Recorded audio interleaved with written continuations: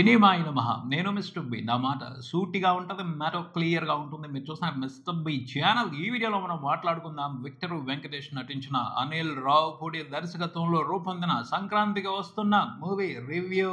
ముందుగా అందరికీ సంక్రాంతి శుభాకాంక్షలు. పెద్దలు ఊరకనే చెప్పలేదు, కలిసి వచ్చే కాలానికి నడిచొచ్చే కొడుకు పుడతాడు అని. ఆ సామెతలు నిజం కాబట్టి చెప్పారు. సంక్రాంతికి వస్తున్న సినిమా పరిస్థితి కూడా అవే. పండగ చేసుకోవడమే ఆ సినిమాకి సంబంధించి.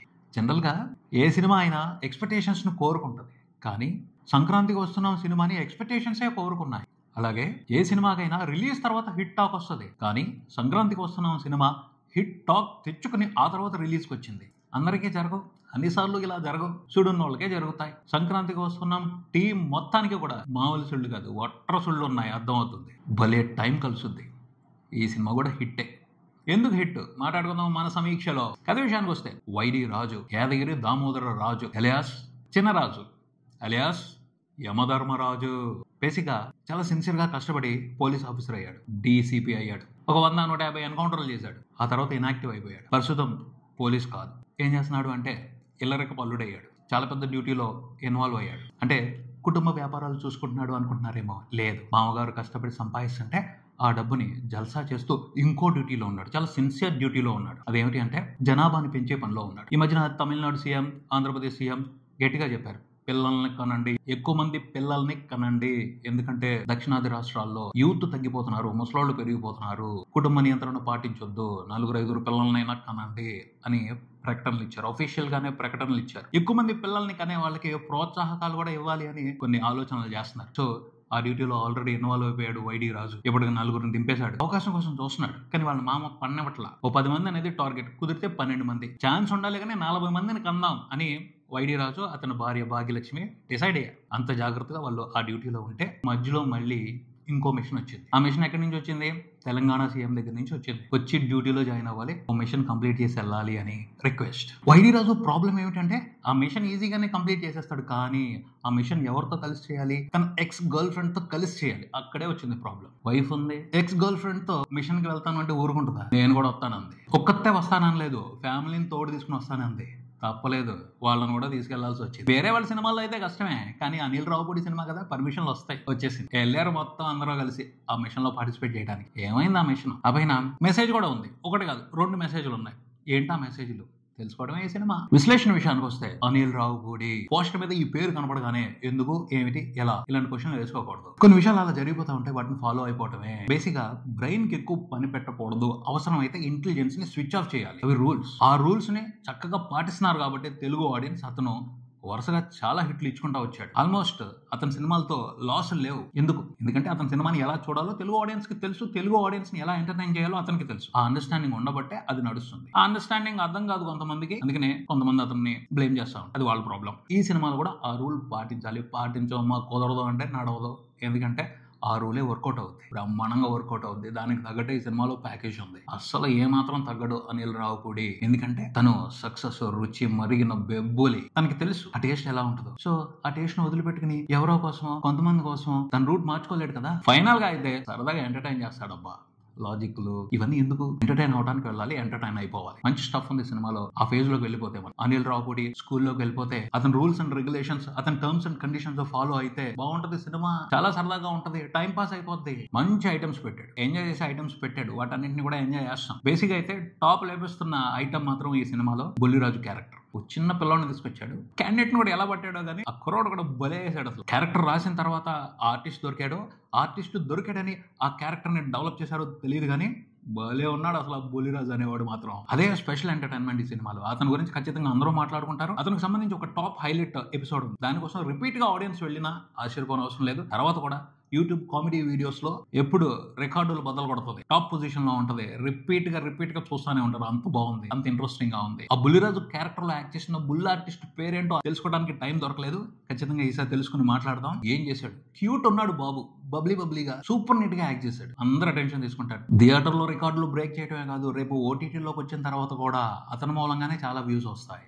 అంత హైలైట్ గా ఉంది ఆ పిల్లోడే యాక్టింగ్, ఆ పిల్లోడితో ప్లాన్ చేసిన ఎపిసోడ్. దానికి సంబంధించి ఇంకొక కంప్లైంట్ కూడా ఉంది. అనిల్ రావుపూడి మీద కోపం కూడా వచ్చింది, చాలా మందికి వస్తుంది కూడా అని నేను అనుకుంటున్నాను. ఏంటంటే అంత బాగా డిజైన్ చేసిన క్యారెక్టర్ ని ఫస్ట్ హాఫ్ వరకే పరిమితం చేసి ఫస్ట్ హాఫ్ వరకే కొన్ని సీన్స్ మంచివి పెట్టి సెకండ్ హాఫ్ లో ఆ క్యారెక్టర్ ని పక్కన పెట్టేయడం బాధ అనిపించింది. అరే సెకండ్ హాఫ్ లో కూడా ఒక 2-3 ఎపిసోడ్లు ఆ కుర్రోడ్తో ప్లాన్ చేసుకుని ఉన్నట్టయితే బాగుండేది కదా, అదిరిపోయేది కదా అని అనిపించేది. ఖచ్చితంగా అందరికీ అనిపిస్తుంది, అంత ఇంట్రెస్టింగ్ ఉంది ఆ క్యారెక్టర్. సెకండ్ హాఫ్ అంతా ఊరినే పక్కన పెట్టుకున్నారు, చిన్న చిన్న డైలాగులు పెట్టారు అంతే.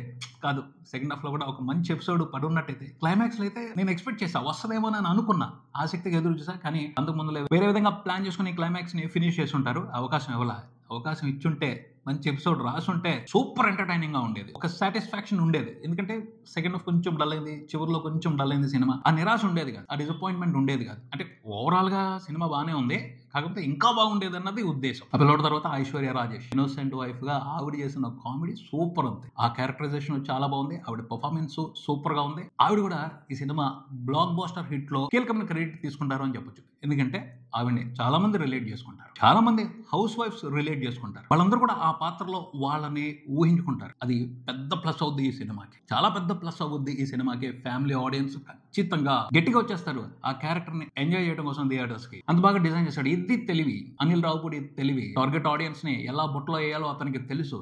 ఈసారి మాత్రం చాలా పర్ఫెక్ట్ గా చేశాడు ఐశ్వర్య రాజేష్ క్యారెక్టర్ తో. సూపర్ అంటే సూపర్ ఉంది, తను కూడా వండర్ఫుల్ గా పర్ఫామ్ చేశాడు. నచ్చుద్ది, అందరికీ నచ్చుద్ది ఆ అమ్మాయి, అందులో అనుమానమే లేదు. మీనాక్షి చౌదరి కూడా బాగా చేసింది, ఆ క్యారెక్టర్ తో చేయాల్సిన సరదా బాగా చేశాడు. X cap, X girlfriend, extraordinary wife, ఈ 3 క్యారెక్టర్స్ తో ఎలాంటి గేమ్ ఆడాలో, ఎలాంటి ఎంటర్టైన్మెంట్ క్రియేట్ చేయాలో సఫిషియెంట్ గా చేశాడు. సాటిస్ఫాక్షన్ ఫీలింగ్ ఖచ్చితంగా వస్తుంది అందరికి. ప్లస్ ఇది ఈ సినిమాకి వెంకటేష్ బాబు గురించి చెప్పేదే లేదు, ఆయనకి సరైన సిచ్యువేషన్స్, మంచి క్యారెక్టర్ రాసి డైలాగులు పర్ఫెక్ట్ గా ఇవ్వాలి, కంచి వదిలి పెడతారు. సో ఆయన స్కోప్ మేర ఎంటర్టైన్ చేశారు, సరదాగా ఎంటర్టైన్ చేశారు. ప్రీ క్లైమాక్స్ లో వెంకటేష్ బాబుతో ప్లాన్ చేసిన ఎపిసోడ్ బ్లాస్టర్ అవుతుంది. వైఫ్స్ గురించి, ఒక మగాడు పడే వేదనని అద్భుతంగా ఎలివేట్ చేశారు. చాలా మంది మగాళ్ళు దానికి కనెక్ట్ అయిపోతారు, దాన్ని ఎంజాయ్ చేస్తారు. సో ఇది కూడా ప్లస్ అయ్యే సినిమాకి. ఇలా మంచి మంచి ఐటమ్స్ ఉన్నాయి. తనైతే ప్యాకేజ్ విషయంలో ఎక్కడ కూడా కాంప్రమైజ్ అవ్వలేదు, పర్ఫెక్ట్ గానే సెట్ చేశాడు. అవైనా బీమ్స్ సెసిరోలియో పాటలో బ్యాక్గ్రౌండ్ స్కోర్ కూడా ఈ సినిమాకి టాప్ హైలైట్. ఎంటర్టైన్మెంట్ అదిరిపోయింది అంతే. కామెడీని, ఆ ఎంటర్టైన్మెంట్ ని తన మ్యూజిక్ తో కలిపి బాగా ఎంజాయ్ చేస్తాం. యానిమల్ మూవీలో మరాఠీ యాక్టర్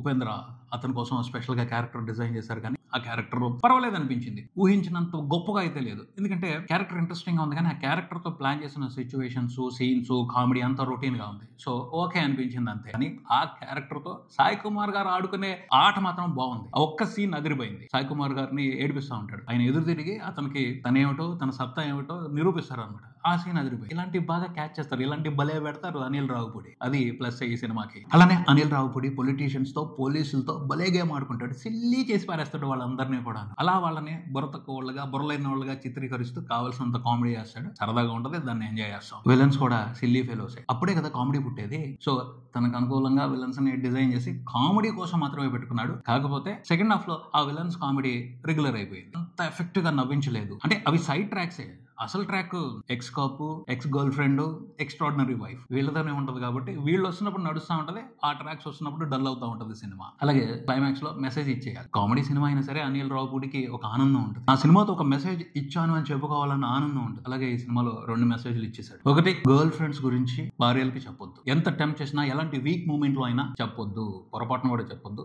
లైఫ్ గందరగోళం అయిపోద్ది, వాళ్ళు ఏ విషయాన్ని మర్చిపోరు, గుర్తుపెట్టుకుంటారు, పొడుస్తూనే ఉంటారు. సో జాగ్రత్తగా ఉన్నాను నేను. ఒక మెసేజ్ ఇచ్చాడు. ఇంకొక మెసేజ్ ఏమిటి అంటే గురువుల్ని గౌరవించండి. అదెందుకు మధ్యలో అదెందుకు వచ్చింది అంటే, ఒక మెసేజ్ ఇవ్వాలి కాబట్టి, తనకి సామాజిక బాధ్యత ఉంది కాబట్టి గురువుల్ని గౌరవించండి, వాళ్ళ వ్యక్తిత్వాన్ని కాపాడండి అన్న విషయానికి సంబంధించి ఒక మెసేజ్ ఇచ్చారు. అది ఆయన బాధ్యత. సో దాన్ని మనం రెస్పెక్ట్ చేయాల్సిందే. ఎందుకు ఏమిటి కథతో ఆ మెసేజ్ ఎలా సింక్ అవ్వద్ది, ఇలాంటివి అడగకూడదు. కోర్స్ గా వస్తాయి, మంచి మెసేజ్ ఇచ్చామా లేదా అన్నది ఆలోచించాలి, అంతేగాని కథతో దానికి సంబంధం ఏంటి అని అడగకూడదు. అదే ముందు నుంచే చెప్తుంది, ఎందుకు ఏమిటి ఎలా, ఇలాంటి క్వశ్చన్స్ పడకూడదు. ఇంటెలిజెన్స్ ని స్విచ్ ఆఫ్ చేసేయాలి, అప్పుడే అనిల్ రావుపూడి సినిమాని చూడాలి. ఆ రూల్ని పాటిస్తూ ఈ సినిమాని మాత్రం సాలిడ్ గా ఎంజాయ్ చేయొచ్చు, ఎక్స్ట్రాడినరీగా ఎంజాయ్ చేయొచ్చు. ఓవరాల్ గా మాత్రం మంచి ప్యాకేజ్. ఎంతైనా సంక్రాంతికి సెలబ్రేట్ చేసుకునే సినిమానే ఇది. యాజ్ పర్ మీటర్ ఉంది సినిమా, సరదాగా వెళ్ళిపోద్ది. కొన్ని కంప్లైంట్స్ ఉంటాయి, ఖచ్చితంగా చాలా కంప్లైంట్స్ వస్తాయి. సిన్సియర్ గా స్టోరీని ఫాలో అయ్యేవాళ్ళు, లాజిక్స్ ని పట్టుకునే వాళ్ళు ఇబ్బంది పడతారు. బట్ వాళ్ళు కాదు ఈ సినిమాకి టార్గెట్ ఆడియన్స్. ఆ టార్గెట్ ఆడియన్స్ ఎవరో అనిల్ రావుపూడికి తెలుసు, వాళ్ళకి అనిల్ రావుపూడి గురించి తెలుసు.